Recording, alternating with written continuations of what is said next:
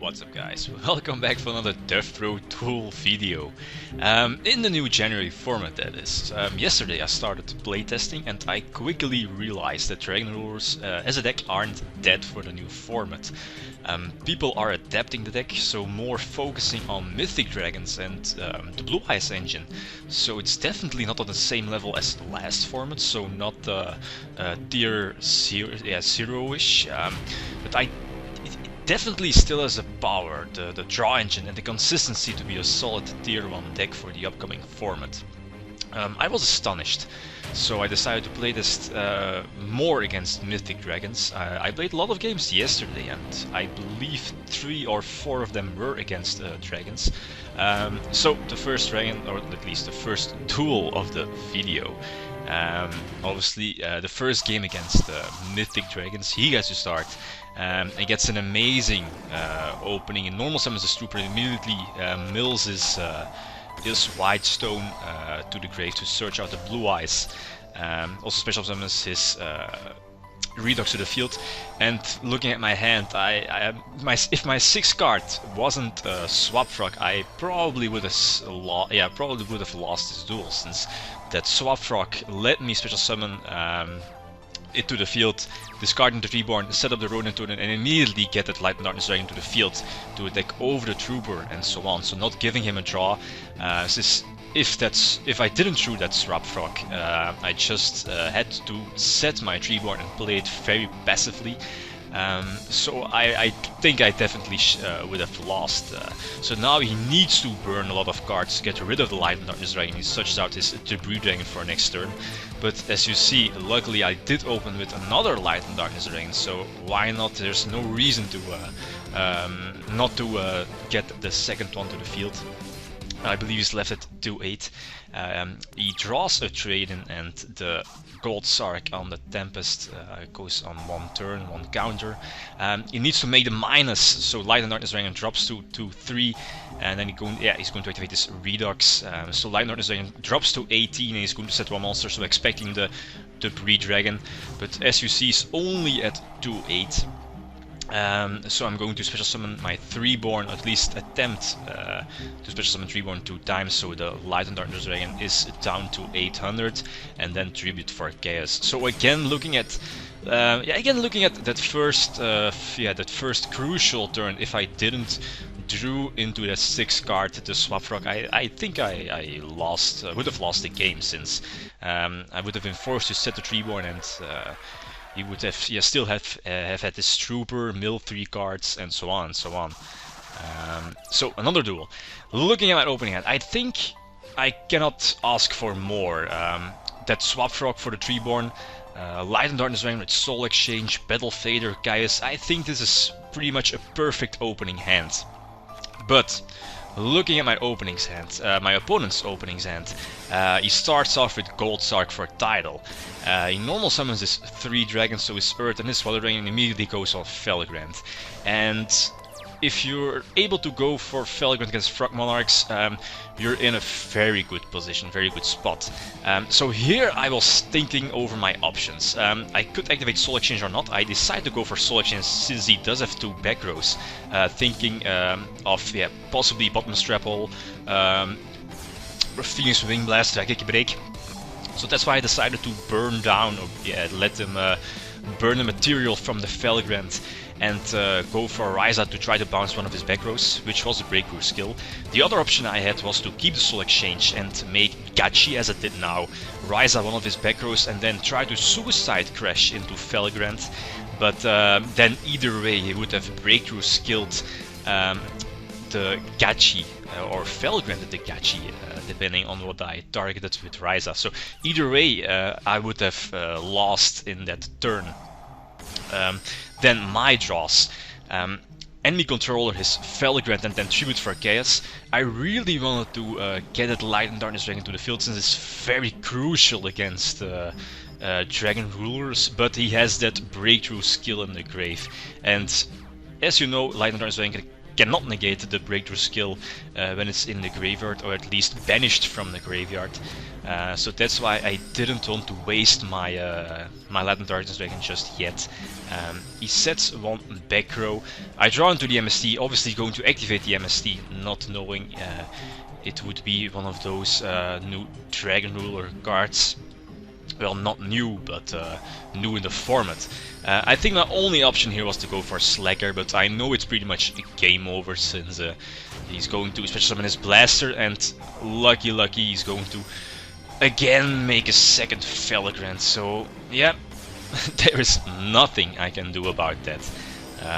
So that, I think, still proves that Dragon still was a very strong contender for the upcoming format. The last duel of the video. Again, looking at my opening hand, I think I cannot ask for more. Swap Frog for Treeborn again, Soul Exchange, Light and Darkness Dragon. This time no Battle Fader, but Veiler and Maxi.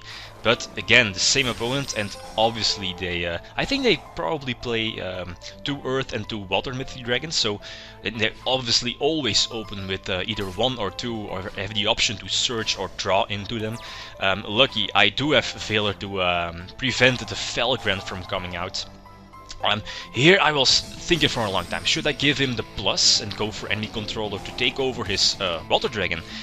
So again, eventually give him the plus with another Treeborn special summon and get that Light and Darkness Dragon to the field, but I eventually don't. But after the duel, I probably should have just gave him the plus and get that Light and Darkness Dragon to the field, since that was more important, to keep him out of the duel, let him waste his resources, not let him draw, thin his deck, set up his grave, and so on. So again, keep my Fader in hand, there's no reason to get to the field just yet. Here I wanted to do the same, so special summon Treeborn, but he has another Maxi. So I don't have a Monarch in hand, so no Mobius, no Jinzo, no Ryza, no Chaos. So again, he has 2 back rows, and I didn't want to risk running into a warning. Or something like a Wing Blast or a Geki Break, so he activates his first card and then, for example, Wing Blasts my Light and Darkness Dragon, for example. So I didn't want to lose my Light and Darkness Dragon just yet, so I decided to Suicide Crash into both his monsters and set a Snowman Eater. I do main deck Snowman Eater, so I will come back to that in the deck profile at the end of the video. So I Tribute for Chaos, and there is the expected warning. So luckily I did not get that Light and Darkness Dragon to the field. And here normal summons his Trooper, so I was thinking, no, I'm going to have to destroy his Trooper with Snowman Eater. But he special summons his Tidal and Synchro summons for Crimson later, so excellent. So I probably thought that my set was a Treeborn and that I would have been locked next turn, but Snowman Eater saves the day. So normally this will put me at least in a very good position, so I'm going to at least try to Soul Exchange this Trooper to tribute both Treeborn and Trooper for Light and Darkness Dragon. But he makes a strange move. No, the Rageki Break was an okay move, but he already activates his Wing Blast on my swap. He probably should have just kept the Wing Blast for later.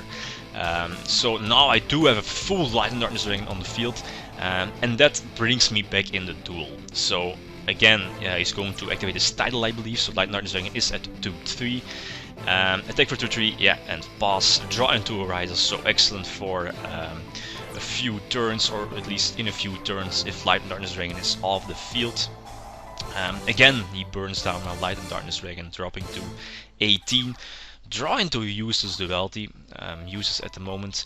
Attack into his open field, he already burns a Swift Scarecrow, and that's going to play a huge role later in the duel, since you'll see he's at 2-4, so that will be important. So again, the Light and Darkness Dragon already paying off. It's at 800, so I cannot negate the DDR, and he discards his White Stone of Legend, although he doesn't have a target in his deck. So there's the expected, or again another Felgrand with this Water Mythic Dragon and Earth Mythic Dragon. But I do have a Snowman Eater in hand, so that's yes, definitely going to pay off later. I was thinking which monster should I bring back, but I think Veiler was the best option, since it let me go for either Formula to get a draw, or Slacker for some extra stall and so on. I eventually go for Slacker and set my Snowman Eater, so again the Slacker maybe let him think that my set monster is not a Snowman Eater but a Treeborn Frog, and he makes a good move, already activating his Felgrand. So I was thinking, yeah, okay, he's going to attack my face down, and then I cannot destroy his Felgrand, but he does not attack my face down, so that again brings me, or at least puts me in a nice position. Ryza his title, obviously not going to target his back row, since you don't want to draw the title at that moment. And here I make I think a sneaky move. Bring back Ronin Totem, let him believe that that my set is not a Snowman Eater but a Treeborn Frog. So I'm basically saying I need a second monster as a backup. So I don't return Treeborn since I drew another Pot of Duality. Take a Fader to my hand, so now he knows that I have a Battle Fader in hand. And boom, he attacks over the Snowman Eater, so the Felgrand is destroyed. I was hoping to draw a Tribute.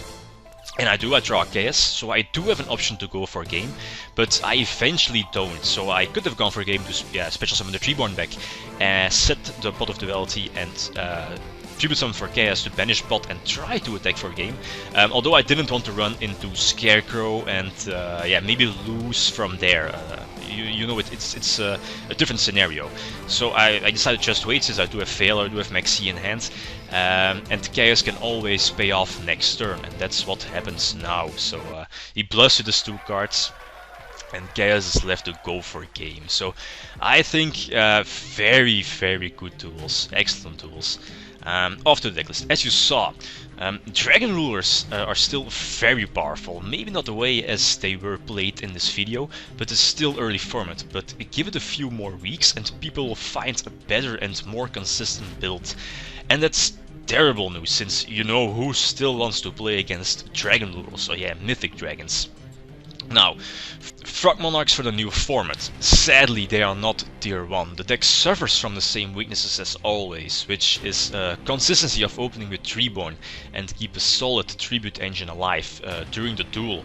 And then after side-decking, more problems, but that's when we're further in the format and the metagame is a bit more established. A few card choices from playtesting. I think it's obvious that Mermills, Fire Fist, Boojins and Dragons are still tier 1 candidates. Let's not forget Evil Storms and Constellars, of course. Mobius is an excellent card to punish people for setting more than one back row, which is very common against pretty much all mentioned decks. Same goes for Jinzo. I still think that 3 Light and Darkness Dragon is mandatory for the deck. That's just my personal opinion. It's one of the cards that lets Frogmonarchs still being able to compete with the more stronger decks. Enemy Controller is also a prime example of this. Double Maxi and Double Veiler is excellent in the beginning of the format. Now, for the last 2 cards, Double Snowman Eater in the main deck, so not the side deck. Why is that? I decided to main deck a pair to give me an edge in game 1, since against decks like Evil Storm, Fire Fist and Boojins, it's of course an excellent option to have.